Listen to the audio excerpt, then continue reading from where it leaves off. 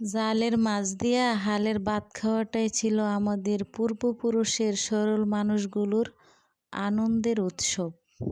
বাজারের সবচেয়ে বড় কাতলা মাছটা কিনা আনার চাইতে ভাত খাই সারাটা বছরে যাব আমরা কিন্না খাইতে খাইতে। এর লাগিয়া ঘরের ছেলের ভাত শেষ হওয়ার আগে ওই 2-3 কেজি চাইল হইল বাইন্দা আলাদা থুয়া রাখছে। সনের পয়লা দিন যেমন কিন্না না হন লাগে।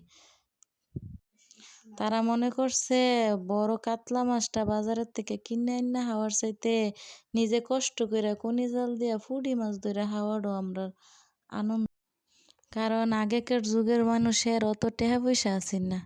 আগেকার মানুষে চিন্তা করছে কেমনে 4টা ভাত খাইব। এর লাগে ওই ফজরের উঠতে উঠটা আল্লাহর কাছে কান্দা কান্দা কইতো, আল্লাহ এবারে কাল বৈশাখের ঝড় তুফানের থেকে আমরা ফসল দিরে সহি সালামতে বাড়িতে আইন। আর বউ জিফুত নাতি ফুতি সবারে ডাকে কইছে, হে গো আজা কইলে সনের পয়লা দিন তোমরা কইলে কেউ আজা কাজ্যা ঝগড়া কইরো না। আজকাল যদি ঘরের মাঝে কাজ্যা ঝগড়া করো সারা বছর গেলে কাজ্যা ঝগড়াই করন লাগবো। আর আমার আব্বা ছিল সব অনেক ভীষণ উদার মনের মানুষ। সনের পয়লা দিন গাবরা বেড়াইতে কইছে জালটা লইয়া কইলে আমার ভাই থেও দেওয়ান লাগবো সকালবেলা উঠটা। সকালবেলা ওই ঘুমের থেকে উঠটা দেখতাম কি জাল্লা বেড়াইত আয়া পুষ্কনির মাঝে জাল ফেলাই দিচ্ছে। যদি বড় কোনো মাছ প্রতিবেশীর বাড়িতে না দিতে পারছে ঘরে ঘরে একটা সিলভার মাছ হইল পুরা আডির মাঝে বিতরণ করে দিচ্ছে। এই কথা কইতাম যায় তো মনে হয়ে গেছে গা সেই দিনের ফুডি মাছের কথা। জালটা যখন পুষ্করিতে ফেলাইছে বাসা মাছ এবছর পড়ছিল। বড় বড় বইদওয়ালা ফুডি মাছটি বাচ্চা লইতাম, কইতাম শুকনা মুচ দাম্মা বাজ্যা দিব আমি বাড়িত লইয়া খাইয়াম। তো ফানি বাতরা যদিও খাইতাম চাইছি না, আব্বা কইতো জি একটা মুঠ ফানি ভাত হইলো হাও।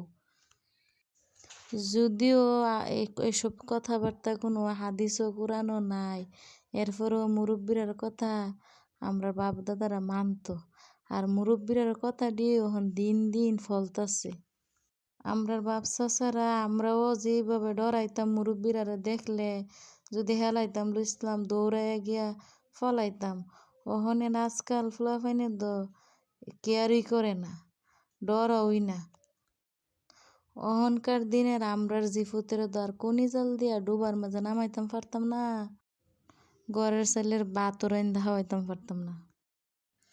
আল্লাহ এখন যুগের পরিবর্তন এমনভাবে করছে যে বাজার থেকে মাছ কিনে না খাওয়ানোরও মানুষের আল্লাহ তৌফিক দিছে।